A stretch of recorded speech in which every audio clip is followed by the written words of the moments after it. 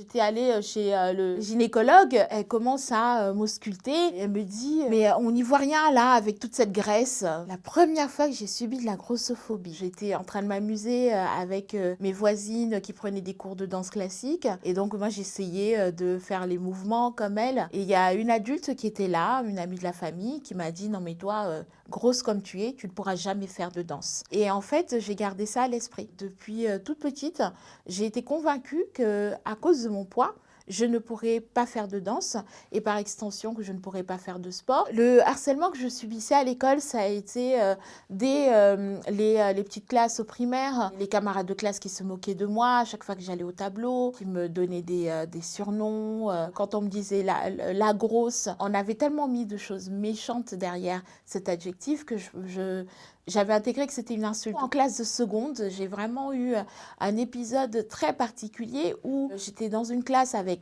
la mauvaise bande de garçons qui se moquaient tout le temps de moi. On écrivait des insultes sur mes devoirs, mes résultats scolaires en ont pâti carrément. J'étais malheureuse d'aller à l'école, d'autant plus que j'étais constamment au régime et on continuait à se moquer de moi alors que j'étais en train de me battre déjà contre mon poids. On n'arrêtait pas de me dire que c'était pas assez en fait. J'avais pas assez perdu de poids. C'était vraiment une période très très très difficile. Je me suis toujours sentie bien dans ma peau. J'ai toujours été plutôt leader. J'aimais toujours jouer à la maîtresse, être devant et tout. Et à partir du moment où on a commencé à me parler de mon poids, en fait, j'ai commencé à avoir l'impression que j'étais pas normale. Ce sont les regards et les jugements des autres, notamment des adultes, qui m'ont fait croire que j'étais pas normale et que j'étais pas à ma place. C'est la famille, sur les conseils d'un nutritionniste, a décidé de me mettre au régime, que l'heure était grave et qu'il fallait agir. Entre 7 et 12 ans, voilà, j'ai déjà commencé ça et après,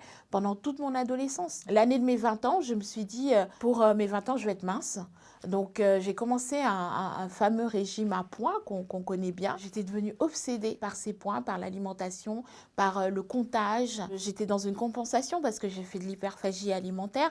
Donc tout ceci mélangé, ça a fait complètement chambouler mon métabolisme, mon manque d'estime de moi, enfin la totale quoi. L'événement grossophobe qui m'a le plus marqué, c'est sans doute quelques minutes avant d'être anesthésiée pour une opération de la thyroïde. L'anesthésiste était comme ça sur ma main en train de taper dessus pour trouver ma veine, à me dire « Ah non mais vous nous aidez pas avec votre masse graisseuse ». Ça m'a vraiment choquée en fait que à cet endroit où je viens pour qu'on me soigne, eh bien, qu'on me renvoie encore et toujours cette question de poids. Une fois, j'étais allée chez le gynécologue. On se doute de la position dans laquelle on est chez le gynécologue, une position qui finalement n'est pas du tout confortable. Elle commence à m'ausculter et elle me dit mais on n'y voit rien là avec toute cette graisse, enfin avec tout ce gras.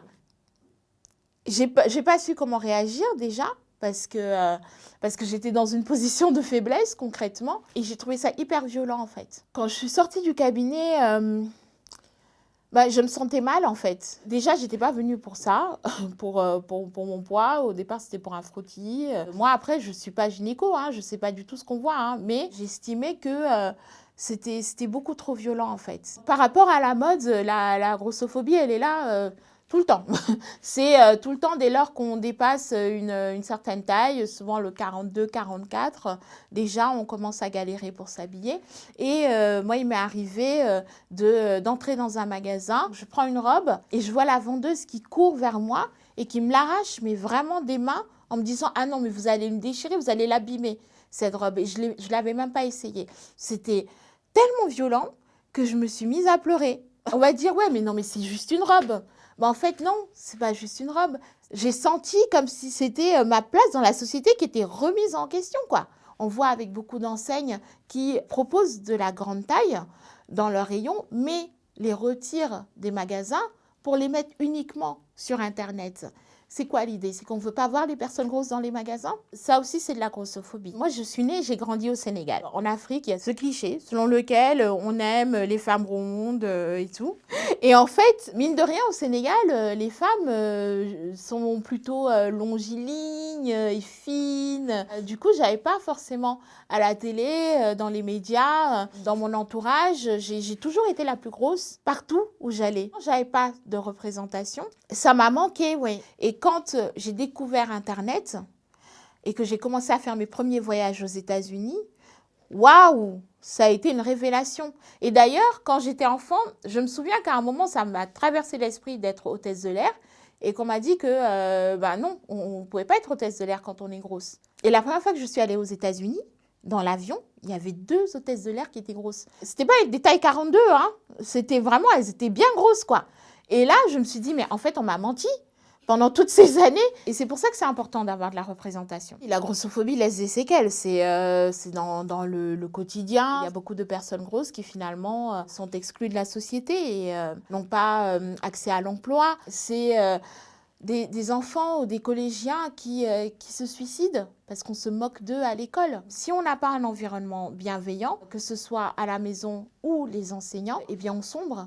En fait, c'est tout ça, les conséquences de la grossophobie. Comment changer les choses? C'est, je pense, déjà au niveau des politiques, prendre en compte la parole des associations. C'est prendre en compte la parole des personnes grosses. C'est prendre en compte la parole des personnes qui se sentent agressées et pas nier le sentiment qu'elles ont d'avoir été agressées. Je pense que c'est là qu'on peut changer les choses.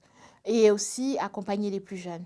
C'est pas tout de dire on veut lutter contre l'obésité. Lutter contre l'obésité, ok, mais pas contre les personnes obèses. Aujourd'hui, tout ce que je vois vise à lutter contre les personnes obèses. Il suffit juste d'écouter que lorsqu'une personne dit ce commentaire est grossophobe, ça l'est. C'est à partir du moment où la personne en face se sent stigmatisée et se sent agressée qu'il faut prendre en compte sa parole en fait. J'aime beaucoup cette expression américaine qui dit « you are enough ». Qui que tu sois, quelle que soit ta vie, ton histoire, tu es assez. Et c'est vraiment ce que j'ai envie de dire. Parce qu'une fois qu'on intègre ce truc-là, en fait, on a un boulevard devant nous pour vivre pleinement sa vie.